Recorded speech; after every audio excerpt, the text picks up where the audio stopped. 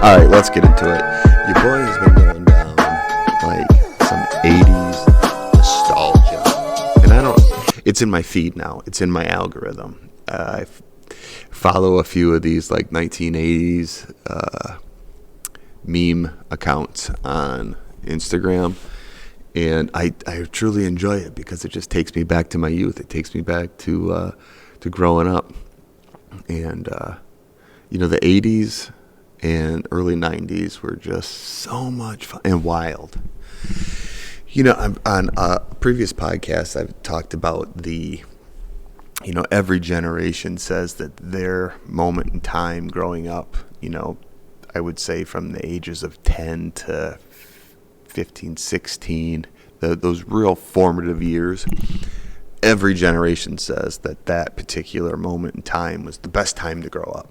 Right? I mean, I'm sure, like, I tell my kids how great it was in the 80s and 90s, and I'm sure at some point when they're a little bit older and they have kids of their own, they're going to look back and say how much they enjoy growing up in the early 2000s, which I think is wild because I think the early 2000s were kind of, there was a lot of wild shit, and there still is a bunch of wild shit that's going on right now in 2025. But, like my parents will say, it was rad to grow up in the 60s and, the early 60s and mid to early 70s. And I can see how that would be a good time. But, man, the 80s, guys. Oh, my gosh. I was just, like I said, I've been going down this rabbit hole, and I don't know if I saw it. It must have been a meme. So then I went on to YouTube to watch this old commercial again. And some of you might not know what I'm talking about, but if you just go to like Google or go into YouTube and type in, I learned it by watching you. It's this commercial that was made in the like 1987, and there's a young boy. I don't know. He's probably maybe 15 in this video. Could be a little bit younger, but he's got his little headset on. He's listening to the radio. He's playing with like drumsticks on his bed. And his dad walks in and turns the volume down on the radio. And the kid takes his headphones off and looks up at him. And his dad's holding what kind of looks like a cigar box. And he opens it up. There's fucking like crack cocaine in it. And I think maybe some hash and some pills. And they're all like wrapped up in the little bags. And he's looking at his son. He says, "Where'd you get this?" And his son's like, "It's not mine." He's like, "Where did you get this?" And he says, "Maybe one of the guys left it or whatever." He's like, "Where did you get this?" And right before he's about to say something, the dad says, "Who taught you how to do this stuff?" And the kid goes, "You, all right? I learned it by watching you." And then like the narrator comes on and says, "Yeah, parents who do drugs have kids who do drugs," and or something like that. Like, I remember that commercial growing up, much like I remember the egg commercial, the frying of the egg commercial I think in a cast iron skillet, where there's somebody holding an egg and the narrator says, "This is your brain," and then they crack it into the skillet and it starts to fry, and the narrator says, "This is your brain on drugs."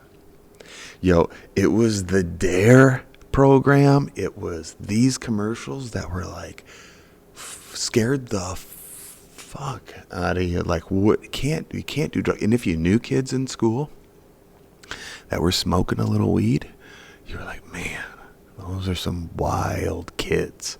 They definitely are going to jail at some point. That's what we thought. And now it's like, a couple of gummies, let's do a podcast. But what I'm trying to say is, I don't see commercials about not doing drugs anymore and how drugs are bad for you. I see a shitload of commercials that are like, take this drug and you'll smile and you'll be more cheery and your anxiety will go away. But you might have anal seepage. You might end up having to wear a diaper. It could give you a skin rash. It could make you dizzy. You could die if you take this drug, but you also could be happier. It's kind of a wild. I've got arthritis, so take this pill, and now I can do all kinds of shit with my hands and my feet. I can dance. I'm having fun, but you might get a boil, and a laundry list of other like really hideous side effects. When I said you might die, I literally heard a pharmaceutical commercial during the Super Bowl, and one in the disclaimer, one of the side effects was death. And like in this commercial, like there was a shitload of people dancing and laughing and singing and having a good time because they finally got the thing that fixed whatever issue they had. But really fast in the disclaimer, you could cease to live anymore. So, it's a trade-off. It really is a trade-off, You want your fingers to feel better from arthritis, or this could happen. Crazy. It makes you wonder, because we do push a shitload of drugs on people. Like push. The commercials, the ads, and also, like, why do you have to, like, watch a commercial and then go ask your doctor for this thing that you need? That never made a whole lot of sense to me. Like, your doctor should know, right? Like, you've got an issue and there is a drug that can potentially help that issue.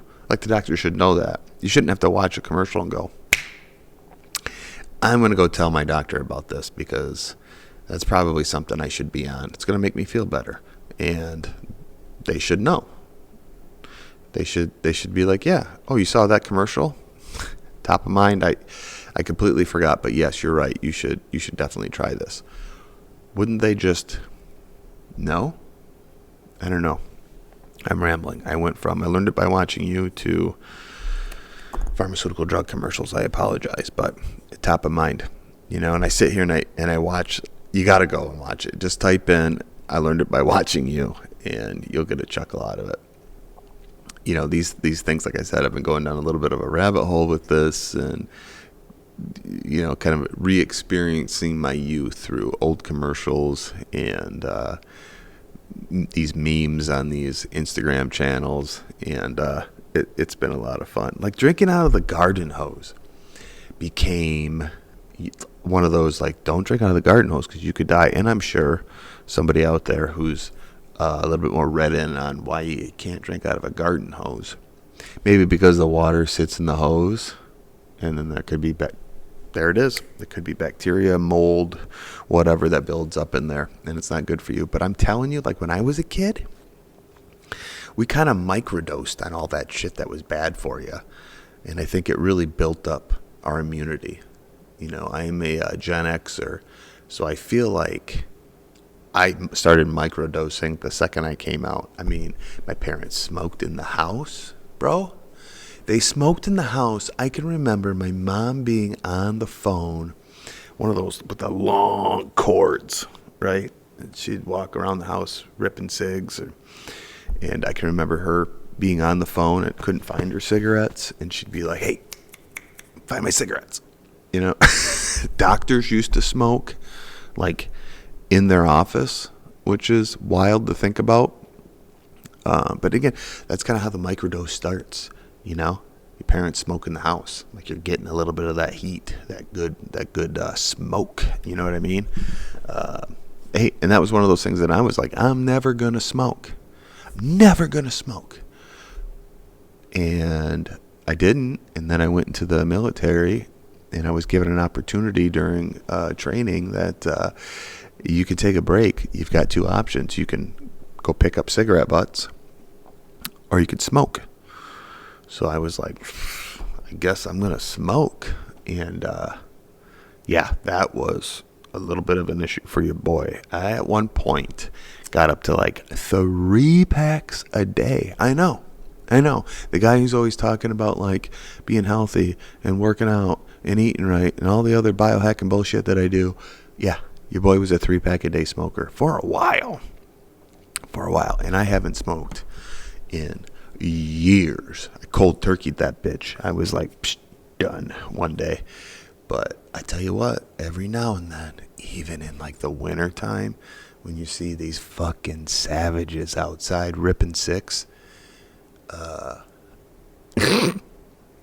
it's so, to me, it is so romantic to pack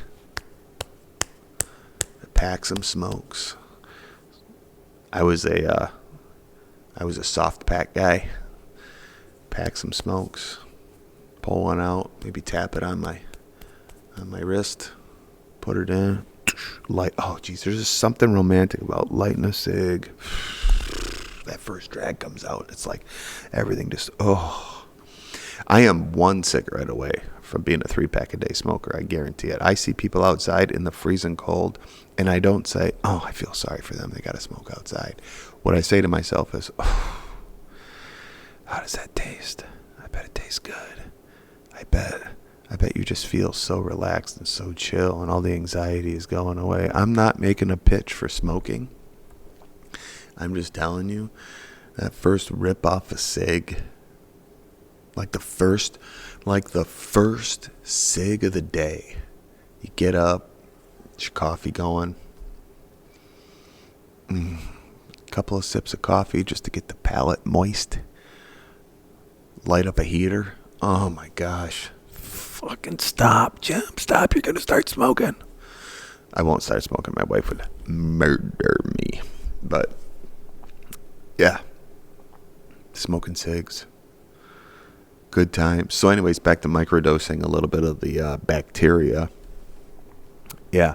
Aside from the cigarette smoke and nicotine in the house for my formative years, you're outside in the summer. You're drinking out of the hose if you're thirsty. Mom's like, get the fuck out of the house. You don't need to be in here. It's not even lunchtime yet. So you're thirsty? Drink out of the hose. I mean, we were just dirty all the time, playing. I don't remember taking showers. I mean, I'm sure I did, but it's just little shit like that. Like going to McDonald's and getting a Happy Meal just to get the lead-based painted plastic cups or glass cups that McDonald's used to give away with like the Hamburglar and shit on it. These things were like our cupboard, our cups that we had growing up were, these giveaway cups that came in the kids' meals, or we would buy them. They were like 99 cents. Get a couple cups. My mom said, get a couple glasses while you're there because we're running low. And it would be like the Hamburglar, Ronald McDonald, whoever the purple dude was. Those would be up there. We'd have cups from other fast food. Yeah, we ate a lot of fast food. Hey, we had a little extra scratch every now and then. We're going to McDonald's. We didn't have a McDonald's in this town for the longest time. I can't remember how old I was. I could have been around 10 or 11 when McDonald's came to town, but there was one in Ludington. And that was like a special trip. Like, you guys want to get McDonald's? We're loading up in the station wagon, and we're going to drive 30 miles south just for dinner. I mean, that was back in the day when people actually sat inside these fast food joints. Everyone, to go back to cigarettes, every restaurant, every fast food joint in this town growing up, and across America, I guess I would say, had ashtrays, little tin ashtrays on the table. You wanted to rip a heater before you got your cheeseburger? You got time. You wanted to let your food settle? Have a little cigarette after you're done eating, right there at the table. Wild. I can remember we would go to restaurants, and before the hostess could say, where would you like to be seated, my dad would always be like, smoking section. And then when it slowly started getting to the point, before the law was you couldn't smoke inside, buildings, restaurants, bars, anything like that. Before that, some establishments were kind of ahead of the game, ahead of the curve. Like they just stopped allowing, smoking inside their establishment. So we would go to restaurants, and my dad would say smoking section, and the hostess would be like, "Oh, you can't smoke in here," and we'd fucking leave. We'd have to go to someplace else to eat, and we'd go, "Oh, it's kids, my brother and my sister." We'd be like, "Oh, Jesus, we really wanted to eat here, but we can't because Dad can't rip heaters before and after we eat." Dude, we had an Elias Brothers, like a big boy in town. which was rad. I loved the Big Boy. It was a pretty cool place. I always got the same thing. I get their chili. Random meal here, by the way, but I get their chili. There was just something about their chili that I just really enjoyed. It was thick, it wasn't all watered down. It was really fucking good. And I'd get the Big Boy burger, which is basically like kind of like their Big Mac without the bullshit sauce on it or whatever. It was like, bun, meat, whatever. But I woofed that down when I was a kid. And he would say smoking. My dad would be like, we're going to the smoking section, which I always thought was comical because literally the smoking section was by all the plants. So there was like a plant, like a floral, like a room with just a bunch of plants, like ferns and shit, and these green plants hanging from the ceiling. So we'd be in there, he'd be ripping cigs, but like right next to it is the non-smoking section. So like the people right next to us were, microdosing that Nick, and I just never, I noticed that when I was a kid. I'm like, this doesn't make any sense. But anyways, Big Boy is the way to go. Big Boy chili. If you go to Big Boy now, it's been so long since I've eaten at a Big Boy. I don't know if the chili's still the same recipe, but man, if it is, it's a getter. You gotta get it. You gotta try it. And the Big Boy burger. Always clutch. But yeah, lead paint all around the glasses you got at the fast food joints. Drinking out of a hose. Taking in cigarette smoke like crazy. You wonder why Gen X is the way we are. We're hard. We're hard. Oh my gosh, we're hard. Yeah, those are the days. Thinking back to the D.A.R.E program, the kid, doing crack in 1987, frying the egg, and this is your brain on drugs. Oh my gosh, what a time to be alive. What a time to be alive. And the music, music changed quick for us because, we had Poison, we had Motley Crue, and the 80's bands and their long hair, and you didn't know if they were chicks or not at first, and kind of like today sometimes. like Poison's first album cover was definitely something that looks like today's version of. Anyways, I'm not gonna get into that. But then, the 90s came in grunge and Nirvana and fucking flannels and what a time, dude. What a time. Kids went to the movies. We went to the mall. That's fucking gold, too, because my little community didn't have a mall, still doesn't have a mall. We'd have to drive to this bigger city, which is like an hour and a half away, just to go hang out at the mall. But all the movies back then seemed like, those coming of age movies, they all had a mall, and that's where all the kids hung out, or the kids had jobs, and it was fucking, that's where you went to like hang. Tiffany singing in the mall. Ooh, your girl Tiffany and Debbie Gibson. Shut the fuck. You're lying to me if you grew up in the 80s and 90s and didn't get a little tingly when you saw the music videos with Tiffany or, Debbie Gibson. Get the fuck out of here. You're lying to me if you didn't. I wanted to go to the mall because I thought Tiffany would show up and start singing, bro. Oh my God.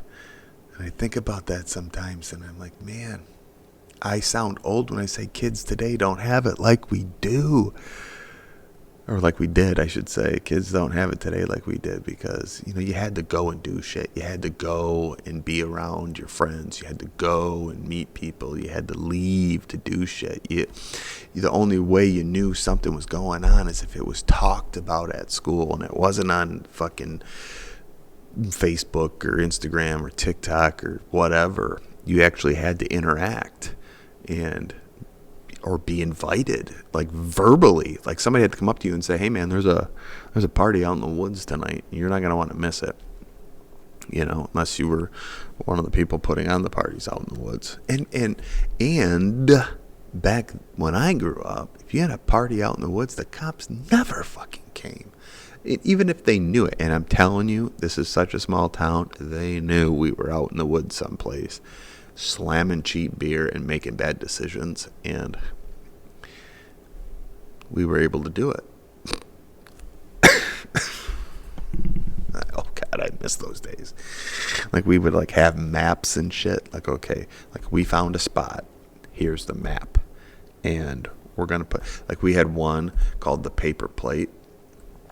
Little map to get there. And we nailed a paper plate to a tree so that you knew to go down this particular trail or road. Yeah.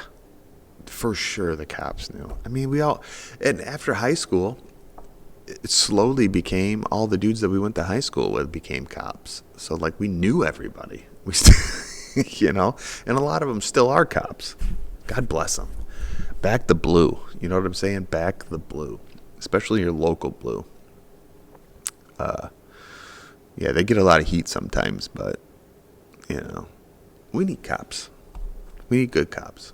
We need cops to, like, get to party a little bit, which kids don't do today either, I try to stay a little dialed into the younger culture, mostly because I'm trying to make sure that I know what I'm doing what I need to do online. Where you at? What apps are you using? Blah, blah, blah. Anyways, that's just marketing shit for the podcast. But, when I ask kids, like my kids or their friends, what do you guys do for fun? And I guess it's better in that they're safer today, I think. They're not driving out into the woods and binge drinking on cheap beer, and then God knows how they're getting home, right? Kids aren't drinking today. I struck while the iron was hot selling my liquor store because I feel like there's a downturn in consumption of alcohol beverages because the kids that I talk to, they're like, nah, dude, we don't do that shit. We don't do that shit. For a while there, every one of them was fucking vaping, which, hey, smoke a cigarette. Be a man. But I don't know. I don't know if it's pills or good. I don't want to go dark. But I know they're not out slamming beers and making poor decisions off of alcohol like we used to when we were younger. But, man, it was a lot of fun. But, hey, the past is a great place to have fond memories. That's where I'm at. So, I can tell you one thing. My kids aren't doing drugs because I'm not doing drugs. So they're not going to learn that shit from me. Anyhow, it's been real. I'm going to cut it short today. Had a great podcast with Blake Gates the other day. That is live if you haven't watched it. Check it out. Really super good dude. Works for the Manistee County Chamber of Commerce. He is super creative and really dialed into the community here, and a super good human. And I hope he sticks around. He's a young up and comer with the Chamber of Commerce for sure, and the future is bright for him. And because the future is bright, I got a feeling he's not going to be around long because he is a true asset, and he's got to blossom just like the rest of us do. So, but anyways, I encourage you to watch that podcast. I've got Sheriff Katowski coming on next week, which is going to be fresh. I'm looking forward to that chat. And then my good buddy Trevor Johnson is making his second appearance on the podcast, owner of Authentic 231. He also is getting into gym ownership, boxing, jiu-jitsu, etc. Jiu-jitsu. So we're going to be really talking about that, which is going to be opening up in April. And I'm pumped for that because I think your boy wants to do a little training, a little boxing training. Not because I want to get hit in the head. I'm not going to do that. I'm not going to fucking spar. But just to learn how to train like a boxer, I think would be a good thing for me. So that'll be fun. So I'm definitely going to do that. So I'm looking forward to speaking with him on that. So onward we go. Hugs and kisses on all your pink parts. See you later.